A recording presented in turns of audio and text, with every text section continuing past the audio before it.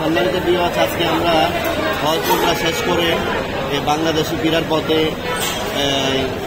হাবিবি এয়ার ট্রাভেলসের যিনি স্বত্বাধিকারী হযরত মাওলানা বশিরুল্লাহ নঈমী হুজুর আমাদেরকে যথেষ্ট ভালো সার্ভিস দিয়েছেন এবং আমার সাথে গিয়েছিলেন মাওলানা আব্দুল হোসেন নুরী সাহেব এবং এনায়েতুল্লাহ কালিয়াপুরী সাহেব সহ।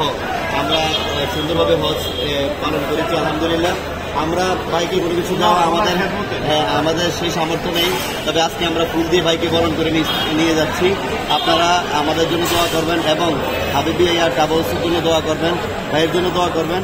আমরা ভাইয়ের জন্য চিরকৃতজ্ঞ, আমাদেরকে ভালো সার্ভিস দিয়েছেন এবং হজ উমরার যতগুলি কাজ ছিল সুন্দরভাবে আদায় করতে পেরেছি বলেই আজকে বাইকে ফুল দিয়ে সম্বর্ধনা জানাই। এই মুহূর্তে ফুল দিয়ে বাইকে বরণ করে নিচ্ছি। সবাই আমাদের জন্য দোয়া করবেন।